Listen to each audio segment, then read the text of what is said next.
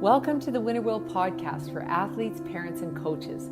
I'm Giselle Kruger, creator and founder of the Winner Will, where we help elite student athletes perform under pressure in sport, school, and life. Today, I'm going to talk to you about the Winner Will process, what it is, how it all got started, and how you can use it to improve your performance. This is part one of the introduction to the Winner Will. Sports psychologists tell us that as a competitive athlete, there are fundamentally only three things you can train to improve your performance. You can train your body, you can train your skills, and you can train your mind, the mental and emotional part of being a competitor. And I believe we typically do a really good job of the first two things, the body and the skills. You do all the physical training necessary to compete as an elite athlete, and you get stronger, faster, more agile, maybe more flexible. And you take care of your body with proper nutrition, hydration, sleep, and dealing with stress. And you spend a lot of time and effort training your skills at practices in the gym or on the field or the ice. Maybe you even get extra reps or do one-on-one sessions. But when it comes to training the mind, the mental and emotional part of the game, there is often little intentional training, if any at all. So perhaps you're listening to this today because you're a physically talented athlete. But when it comes to performing under pressure in the heat of competition, you find that there's something holding you back. You experience obstacles that keep you from being your best when it matters most. So if that's you, or if that's your son or daughter, or one of your athletes as a coach, then I'm glad you're listening to this today. That's the focus of this podcast for you. What are the things that you can do to deal with, to manage, and to ultimately overcome the many challenges and obstacles that you face as an elite athlete training to become a champion? So as an athlete, I thought I had it all figured out. You work hard developing your skills and you do all the physical training to be a high performance athlete. And as an athlete, I had a lot of success doing those things. I had amazing coaches and teammates, and we won a lot. And then I became a coach. I thought that because I was a good player, I'd easily make that transition into being a good coach, and that I'd know how to help my athletes, perform well and win big. But that's not quite how it went. I struggled. And for years, I couldn't figure it out. My athletes and I spent hours. We always wanted to be a hardworking team. So we train on the court, working on their skills, and worked hard in the weight room and took care of their nutrition and hydration and sleep. And yet they still weren't getting the level of performance we all wanted to see. We were always in the hunt for the championship, but all too often we'd lose a close semifinal or the championship final, and we just couldn't consistently perform our best when it mattered most. And I didn't know what else I could do for them. I knew that the physical part of the game was important. That was our focus. But I came to realize that while those things were important and necessary, they weren't sufficient. There was actually a lot more we could do. So here's a bit of the backstory of how we figured it out. In addition to being a coach, I was also a high school guidance counselor. I spent a lot of time counseling at-risk students who hated school, weren't good at school. And on the other end of the spectrum, I worked with students who did well in school, but they were constantly stressed out and anxious about their marks. And I started to realize that focusing only on the results of good and bad marks wasn't getting these kids anywhere.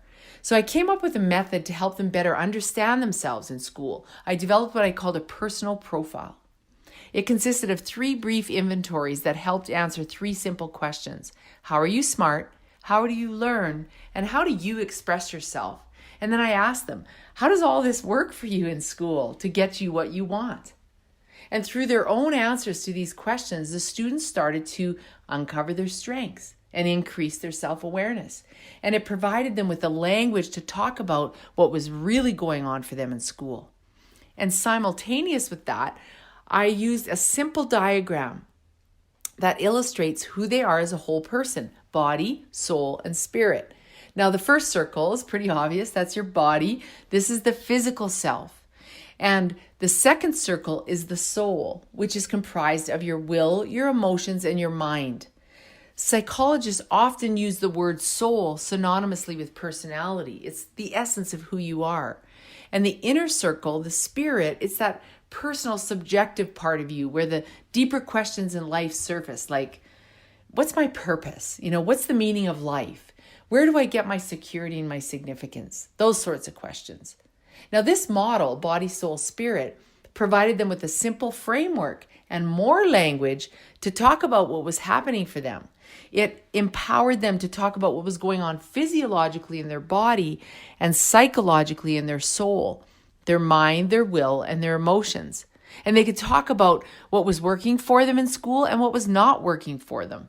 And it was more based on who they were and what they were experiencing versus simply based on their marks and results in school.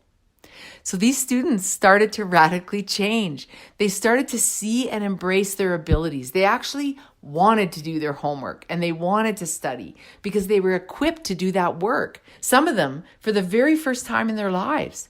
And it was amazing what happened for them as they started to increase their self-awareness. They became free to learn.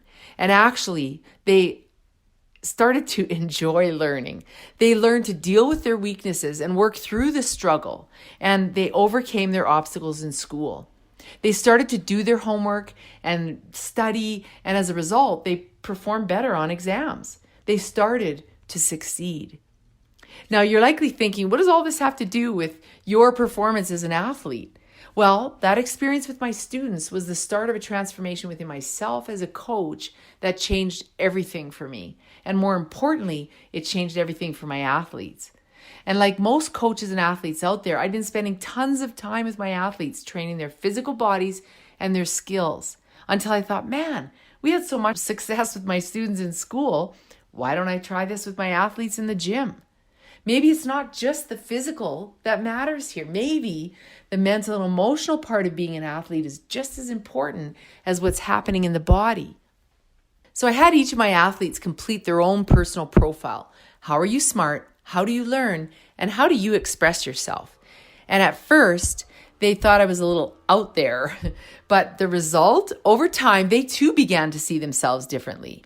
They became more self-aware and they started to communicate what was really going on for them on the court, like what was happening on the inside, in their mind, their will, and their emotions. They became aware of their strengths and their obstacles as a whole person, not just the physical part of who they were as an athlete. They learned what they could do both physically and mentally to continue to grow and thrive and perform well under pressure as athletes. So the insights they gained about themselves, training that mental and emotional part of the game, made all the difference in the world in their ability to perform under pressure. They were happier. We were all happier. They were more confident. They were more free to compete and to have fun, which led to way better performance than they'd ever had before. So we gradually learned that missing piece to reaching their full potential as an athlete was not just about training the body and their skills. It was also about training the mind, the mental and emotional part of the game. And the focus shifted for all of us from the result and the physical to the whole result thing, like the win, to the process, becoming winners, training the body, their skills, and their mind. So, back when I first started coaching, I thought, if you won, you were a winner. If you lost, you were a loser.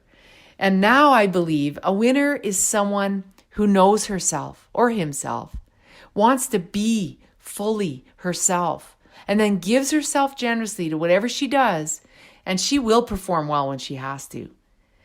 So those last years I spent coaching, using the personal profile and the model and the Winner Will process, we were in the city final 7 years in a row, winning 5 of them. And then my principal said, we need a boys coach. And I thought to myself, well, I wonder if this process would work with boys. And sure enough, it worked. They loved the process too. We won cities again that year. And then I wondered if it worked in other sports. And it did. You name it. I've worked with athletes in golf, speed skating, tennis, soccer, hockey, football, alpine skiing. So during all that work, parents and coaches and athletes started to say to me, what are you doing? This is your athletes. Your teams are so confident, they're so happy, they're relaxed, they're all in, and they're able to perform when it matters. And I said, well, this is what we do.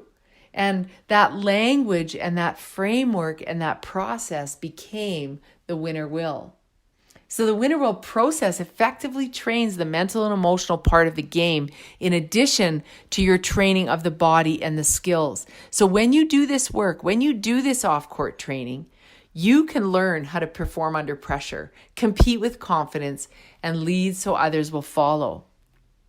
And for those of you who are wondering, do we really have to do this stuff, this off-court mental and emotional training? And I get it. I get what you're saying. I got that a lot at the beginning of each season. Some athletes would ask that question, like, why are we doing this stuff, coach? Like, let's just play. Why do we have to go so deep? But those athletes who question this off-court work are the ones who later in the season, when they're in the thick of competition, they say, okay, coach, I get it. I get why we had to go deeper. I'm so glad we did this work, because being free to compete is a blast. And they go on into the competition and they are free and they're peaking under pressure. They perform their best when their best is needed, and they're equipped because they're equipped and they know what to do, and they love the challenge. Now, in the next podcast, part 2 of the Winner Will introduction, I'll talk about you as a developing athlete. I'm going to give you a word picture that I believe will help you get to the bottom of what's holding you back from being able to perform under pressure and get what you want as a competitive athlete.